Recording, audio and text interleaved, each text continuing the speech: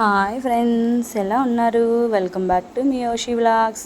ఇవాళ వ్లాగ్ వచ్చేటప్పటికి కొత్తిమీర రైస్ అయితే చేద్దాం అనుకున్నాను. నేను ఫస్ట్ అయితే కుక్కర్ పెడదాం అనుకున్నాను, బట్ కుక్కర్ రబ్బర్ కొంచెం లూజ్గా ఉందని చెప్పేసి మేమైతే ఫ్రిడ్జ్లో పెట్టాము. అదేమో ఐస్ కట్టేసింది.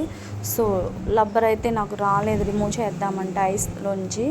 సో అందుకని చెప్పేసి అప్పటికి నేను బటన్ నొక్కేసి కూడా ఒక హాఫ్ అన్ అవర్ అయితే వెయిట్ చేశాను, బట్ నో యూజ్ అనమాట అది మాత్రం. సో ఇంకెట్టకెళ్ళకి చేసేది ఏం లేదులే అని చెప్పేసి ఒక గిన్నె అయితే పెట్టేసాను అనమాట, బిర్యానీ గిన్నె.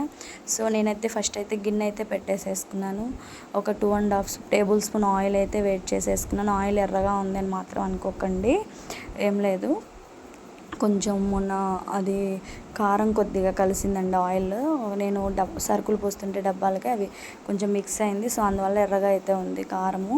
మీరేంటని మాత్రం అనుకోవద్దు. దాంట్లో కావాల్సిన ఇంగ్రీడియంట్స్ 2.5 టేబుల్ స్పూన్ల ఆయిల్ హీట్ అయిన తర్వాత చెక్క, లవంగం, బిర్యానీ ఆకు, హోల్ గరం మసాలా అన్నీ వేసేసి వేయించుకుందామండి. ఆ తర్వాత పచ్చిమిర్చి, ఉల్లిపాయ కూడా పొడవుగానే కట్ చేసుకోండి సన్నగా స్లైసెస్. అలాగే పచ్చిమిర్చి కూడా మీరు పొడవుగానే కట్ చేసేసుకోండి సన్నగా. నేనైతే పొడవుగా కట్ చేసేసాను, సన్నగానే చూసుకున్నాను. ఎందుకంటే మరీ లావుగా కట్ చేసినా బాగోదు కదా. సో సన్నగా అయితే నేను ఒక్కొక్క పచ్చిమిర్చి వచ్చేటప్పటికి 2-3 పార్ట్స్గానే యూజ్ చేసుకున్నాను అనమాట. సో అందువల్ల అలాగే కట్ చేయండి. దీనికి కావాల్సిన మసాలా ఐటము అల్లము, అలాగే ఒక పాయ చిన్నులపాయ ఒక పాయ అనమాట, అది కూడా వలిసేసుకున్నాను నేను. అలాగే పచ్చిమిర్చి మీరు ఎంత తినగలిగితే అంత వేసేసుకోండి. ఎందుకంటే ఘాటు తినగలము అనుకుంటే పచ్చిమిర్చి ఎక్కువ యాడ్ చేసుకోవచ్చు, లేదంటే కొంచెమే తినగలుగుతామక్క మేము ఘాటు ఎక్కువ తినలేము అనుకున్న వాళ్ళు ఏంటంటే తక్కువ యాడ్ చేసేసుకోండి. ఎందుకంటే ఘాటు ఎక్కువ తినలేకపోతే మళ్ళీ ఎక్కువ అయిపోతుంది కదా. సో నేను కొత్తిమీర అయితే ముందే కడిగి పెట్టుకున్నాను. సో కడిగి పెట్టేసుకొని దాన్ని అంతా బుట్టకు వేసేసాను ముందు ఒక 5 నిమిషాలు. నీళ్ళన్నీ వడవాలి కదా. సో నేను అదైతే వీడియో అయితే తీయలేదులే. నీళ్ళన్నీ వడిచిన తర్వాత నీట్గా మళ్ళీ మిక్సీకి వేసేసుకున్నాను. ఫస్ట్ అయితే పచ్చిమిర్చి, అల్లం, చిన్నులపాయ అండ్ కొత్తిమీర అనమాట. అదంతా కూడా నీట్గా నేను బుట్టకు వేసుకున్నానని చెప్పాను కదా. సో అదంతా తీస్తున్నాను అనమాట. ఇంకా అప్పటికి వాటర్ వస్తూనే ఉంది నాకు కొంచెం, అయినా సరే ఏమి ఇబ్బంది ఉండదులే అని చెప్పేసి అదంతా మిక్సీకి వేసేసుకున్నాను.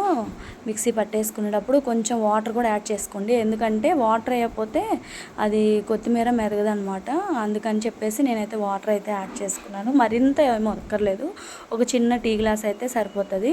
ఈ ఉల్లిపాయ, పచ్చిమిర్చి అయితే నాకు వేగిపోయినాయి అనమాట. మంట కూడా నేను సిమ్ టు మీడియం ఫ్లేమ్లోనే పెట్టాను అనమాట. ఒక 10 మినిట్స్ అయితే పట్టింది నాకు ఆనియన్స్ వేయడానికి. సో అలాగే ఆ తర్వాత క్యారెట్ అండ్ బంగాళదుంప అయితే నేను సన్నగానే కట్ చేసుకున్నాను. మరీ సన్నగా కాదు, అలా అని మరీ లావుగా అయితే కట్ చేసుకోలేదు, మీడియంగా అయితే కట్ చేసుకున్నాను. అదైతే ఒక 5 మినిట్స్ లేదా 10 మినిట్స్ పడుతుంది మగ్గడానికి. ఎందుకంటే నేను సిమ్ టు మీడియం ఫ్లేమ్లోనే పెడతా వచ్చా కదా. మ్యాక్సిమం నాకైతే 10 మినిట్స్ పట్టింది అనమాట మగ్గడానికి కూడా. సో అది కూడా నాకు 10 మినిట్స్ పట్టింది మగ్గడానికి. ఎక్కువసేపు అయితే మగ్గాల్సినంత అవసరం అయితే ఏమి ఉండదు, ఎందుకంటే మనకి 75% కుక్ అయితే చాలు. క్యారెట్ ఒకటి, పొటాటో ఒకటి, ఎందుకంటే మనం మళ్ళీ ఎసరు పోస్తాం కదా, ఎసట్లో ఉడికిపోతుంది. సో అందువల్ల ఏంటంటే మనకి అంత ఎక్కువ మొత్తం కంప్లీట్గా కుక్ అవ్వాల్సినంత అవసరం అయితే ఏం లేదు. అలాగే ఒక పెద్ద సైజు టమాటా అయితే తీసుకున్నాను. అవి కూడా నేను పొడవుగానే కట్ చేసాను స్లైసెస్ అనేది, ఎందుకంటే పొడవుగా అయితేనే బాగుంటుంది. సన్నగా కట్ చేస్తే ఏంటంటే పీసెస్ కనిపించవు కదా. సో ఇంకా మేము ఎక్కువ వెజిటేబుల్స్ తినగలం అక్క అనుకున్న వాళ్ళు బీన్స్, ఇలా క్యాప్సికము అన్నీ కూడా యాడ్ చేసుకోవచ్చు. బట్ నా దగ్గర అవి అవైలబుల్గా లేవు, ఉన్నాయి మాత్రమే యాడ్ చేసుకున్నాను. ఈ టమాటా కూడా వేసాక ఒక 5 మినిట్స్ ఉంటే చాలన్నమాట. ఆ తర్వాత ఈ కొత్తిమీర పేస్ట్ నేను చెప్పాను కదా, ఆల్రెడీ నేను కొంచెం వాటర్ వేసుకొని అయితే పేస్ట్ చేసుకున్నాను. ఎందుకంటే వాటర్ వేసుకోకపోతే మెదగదనమాట, ఆకులుగా ఉంటుంది. సో వాటర్ అయితే యాడ్ చేసేసుకోండి. నేనైతే అది ఇవన్నీ వేగిపోయిన తర్వాత ముక్కలు అవన్నీ నేనైతే కొత్తిమీర పేస్ట్ అయితే వేసేసుకున్నాను. అలాగే దాంట్లో కావాల్సిన స్పైసెస్ అయితే యాడ్ చేద్దాం అనుకున్నాను. సో నేనైతే ధనియాల పౌడరు అండ్ జీలకర్ర పౌడరు అండ్ గరం మసాలా, రుచికి తగినంత ఉప్పు అండ్ అలాగే కారము ఒక 2 స్పూన్స్ ఏమో వేసాను నేను. ఇదైతే గరం మసాలా అండి, గరం మసాలా ఎక్కువ యూజ్ చేయలేదు, నేనైతే తక్కువే వాడతాను. గరం మసాలా చాలా అంటే చాలా తక్కువ వాడతాను, ఎక్కువ యూజ్ చేయను అనమాట గరం మసాలా ఒకటి. మళ్ళీ ధనియా పౌడర్, జీరా పౌడర్ అయితే యూజ్ చేస్తాను నేను. సో ఒక్కొక్కరు గరం మసాలా ఎక్కువ యూజ్ చేసేవాళ్ళు ఉంటారు, అది ఎవరెవరి ఇష్టాన్ని బట్టి ఉంటుంది. నేనైతే తక్కువే అనమాట గరం మసాలా యూజ్ చేయడం అనేది. సో 2 స్పూన్స్ కారము, అలాగే రుచికి తగినంత ఉప్పు అయితే యాడ్ చేసుకోండి. నేనైతే కల్లుప్పే వాడతాను దేనికైనా సరే, సాల్ట్ అనేది యూజ్ చేయను అనమాట. నాకు కల్లుప్పే ఎక్కువ అలవాటు. నాకు సాల్ట్ వేస్తే అంత టేస్ట్ అనేది అనిపించదు. సో అందుకని నాకు కల్లుప్పే ఎక్కువ అలవాటు. నేను వంట చేయడం స్టార్ట్ చేసిన కాడి నుంచి మ్యాక్సిమం నాకు కల్లుప్పే అలవాటు అయిపోయిందనమాట. నాకు అదొకటేనే కాకుండా కొంచెం డిఫరెన్స్ కూడా ఉంటుందన్నమాట. సాల్ట్కి కల్లుప్పుకి డిఫరెన్స్ ఉంటుంది టేస్టు. నేనైతే ఇవన్నీ వేసిన తర్వాత ఒక 5 మినిట్స్ అయితే మళ్ళీ సిమ్లో పెట్టేసి మగ్గనిచ్చాను. ఎందుకంటే పచ్చి వాసన వస్తుంది కదా, మళ్ళీ కొత్తిమీర పేస్ట్ కూడా మనకు పచ్చి వాసన రాకుండా ఉండాలంటే ఒక 5 మినిట్స్ 10 మినిట్స్ మగ్గనిస్తేనే బాగుంటుంది. చూసారా, ఆయిల్ అలా పైకి రావాలన్నమాట వేగిన తర్వాత. సో అలా పైకి వచ్చిన తర్వాతే మనం ఎసురు అనేది యాడ్ చేసుకోవాలి. అప్పటికి చూసుకోండి, ఆయిల్ పైకి వచ్చాక ఒకసారి కలపెట్టుకోండి ఎలా ఉంది ఏంటి. నేను ఉప్పు అవన్నీ అయితే చెక్ చేసుకున్నాను. సో నాకైతే సరిపోయింది. అందుకని చెప్పేసి నేను ఇంకైతే ఎసురు పోద్దామని చెప్పేసి ఎసరికి బియ్యం నీళ్ళు అయితే తెచ్చిపెట్టుకున్నాను అనమాట. వాటర్ తెచ్చుకుందామని వెళ్తున్నాను. మా పాప అయితే వీడియో గ్యాదర్ చేస్తుంది అనమాట. తీయమ్మ నీట్గా అని చెప్తే తీస్తుందన్నమాట. సో తను కొంచెం స్లో వీడియో పెట్టింది. సో అందువల్ల ఏంటంటే కొంచెం స్లోగా ఉంది. సో నేను ఎసరు అయితే తెచ్చుకున్నాను కదా, నేను 3 అరిశాలు బియ్యం అయితే తీసుకున్నాను. ఒక గ్లాసుకి 2 గ్లాసెస్ వాటర్ అయితే తీసుకోండి, ఎక్కువ అయితే అవసరం లేదు. అది చిట్టి ముత్యాల రైస్ కాబట్టి. అదే మనకి బాస్మతి బియ్యం అయితే మాత్రం మళ్ళీ ఒకటికి 1.5 గ్లాసే వాటర్ పడుతుంది, ఎక్కువ పట్టదన్నమాట. ఇది చిట్టి ముత్యాలు కాబట్టి 1కి 2 గ్లాసులు అయితే వాటర్ తీసుకోండి. ఎసరు మరిగిపోయిన తర్వాత మనమైతే బియ్యం అయితే ముందే కడిగి పెట్టుకున్నాను. నేను ఒక పావు గంట ముందే కడిగి పెట్టుకున్నాను. ఎందుకంటే ఎంత బాగా నానితే అంత తొందరగా కుక్ అవుతుంది అనమాట మనకి రైస్ కూడా. సో అందుకని నేనైతే ముందే కడిగి పెట్టుకున్నాను. ఎసరు కాగింది కదా, అది చెప్పాను కదా ఉప్పు చెక్ చేసుకుంటానని. ఉప్పు కొంచెం చెక్ చేసుకుంటే నాకు సరిపోయింది. కొంచెం ఎక్కువ ఉండేటట్టే వేసుకోండి, ఎందుకంటే కుక్ అయిన తర్వాత కూడా సరిపోవాలి కదా మనకి.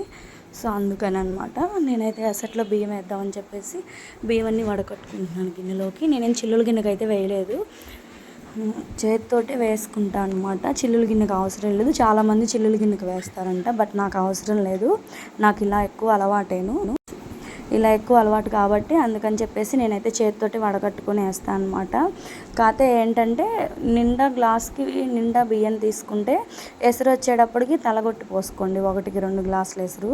ఎందుకంటే బియ్యం నిండా తీసుకున్నాం కదా, ఎసరు కూడా నిండా పోద్దాము అని అనుకుంటే మాత్రం అన్నం మెత్తగా అయిపోతుంది, సంగటిగా ఉంటుంది, రైస్ అంత టేస్ట్ రాదు. కాబట్టి కొంచెం వాటర్ కన్సిస్టెన్సీ తగ్గినా ఇబ్బంది ఏమి ఉండదు. గ్లాసు నిండుగా తీసుకుంటే బియ్యము, వాటర్ మాత్రం కొంచెం హెల్తీగానే తీసేసుకోండి. అంత నిండుగా అయితే తీసుకోవద్దు, ఎందుకంటే మనం ఈ పేస్ట్ కూడా వేసాం కదా, కొత్తిమీర పేస్ట్ కూడా. సో అందువల్ల ఏంటంటే కొంచెం ఒక్కొక్కసారి మనకి అది ఎక్కువైనా సరే మెత్తగా వచ్చేస్తుంది. నేను బియ్యం అయితే ఎసట్లో వేసేసుకొని ఇదంతా కలబెట్టేసి మూత అయితే పెట్టేశాను అనమాట. మూత పెట్టేసి చూసారా, ఒక 2-3 మినిట్స్ అయితే హైలో పెట్టాను. ఆ తర్వాత సిమ్లో పెడదామని సిమ్లో పెట్టేసేసి ఒక్కసారి కలబెట్టుకున్నాను. మరలా కలబెట్టేసేసి మూత అయితే బోలిచ్చి పెట్టాను. ఎల్లికలు అయితే పెట్టొద్దు, బోలిచ్చి పెడితేనే బాగా కుక్ అవుతుంది. ఎందుకంటే ఎల్లికలు పెడితే చెమట పడుతుంది, బాగోదు. సో బోలిచ్చి పెడితే మనకి నీట్గా వస్తుంది, ఆవిరి కూడా ఎటు పోకుండా మనకి అందులోనే బాగా కుక్ అవుతుంటుంది అనమాట. సిమ్లో అయితే పెట్టండి, ఎందుకంటే ఇంకా హైలో అయితే పెట్టొద్దు. హైలో వచ్చేటప్పటికి 2-3 మినిట్స్ చాలు, అంతకంటే ఎక్కువ అయితే అవసరం లేదు. కాకపోతే ఏంటంటే లేట్ అవుతుంది, అంతే, ఏం కాదు.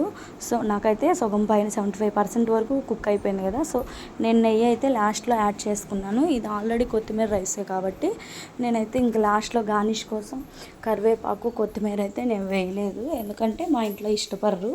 ఆల్రెడీ ఇది కొత్తిమీర రైసే కదా, మళ్ళీ ఇంకా అవి ఎందుకు అని చెప్పేసి అంటారు. సో అందుకని నేనైతే అవేమీ యాడ్ చేయలేదన్నమాట. మామూలుగానే ఇట్లా కొత్తిమీర రైసే కాబట్టి ఇంకా మామూలుగానే చేసేసుకున్నాను. సో మీరు కూడా ఒకసారి ట్రై చేసి మధ్యలో నేనైతే 1-2 సార్లే కలబెట్టుకున్నాను, అది కూడా పైనే జాగ్రత్తగా కలబెట్టింది. ఎందుకంటే రైస్ మళ్ళీ ఇరిగిపోతే బాగోదు కదా, చాలా జాగ్రత్తగా కలబెట్టుకోవాలి. మనం సిమ్లో పెట్టాక దాదాపు నాకైతే 15 మినిట్స్ to 20 మినిట్స్ దాకా పట్టింది దమ్ అవ్వడానికి. చాలా టైమే పట్టిద్ది. మనకు వీడియోస్లో ఫాస్ట్గా 5 మినిట్స్లో అవ్వాలంటే అవ్వదు కదా. నేను క్లారిటీగా పెడదాము అని చెప్పేసి నేను 10 మినిట్స్ అయితే తీసుకున్నాను అనమాట లాంగ్ వీడియో. నాకైతే ఇంకప్పుడు మగ్గిపోయింది. స్మెల్ బాగా వస్తుందన్నమాట. సో నేనైతే అదైతే ఆస్వాదిస్తూ ఉన్నాను. మా పాప అది కూడా వీడియో తీసింది. చాలా అంటే చాలా బాగుంది టేస్ట్. నేను మర్చిపోయి ఆ గిన్నె అయితే పట్టుకోబోయాను, కాలిపోతుంది మమ్మీ అని చెప్పేసి అంది. ఇంకా అప్పుడు ఆఫ్ చేసేసి మూత అయితే పెట్టేసి అలాగ ఒక 5 మినిట్స్ మళ్ళీ వదిలేసాను. ఒక 5 to 10 మినిట్స్ అయితే వదిలేసాను. ఆ తర్వాత మా డాడీకి అండ్ మా పాపకైతే పెట్టాను.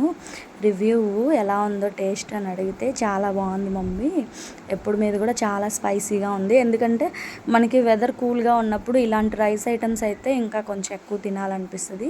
సో నేనైతే దీంట్లోకి పెరుగు లైక్ చేస్తామండి. మేమైతే కుర్మా అవి ఏం లైక్ చేయవు. పెరుగు చట్నీ కూడా కాదు, ఓన్లీ పెరిగే. మీరు కూడా ఒకసారి ట్రై చేసి ఎలా వచ్చిందో చెప్పండి. బాయ్.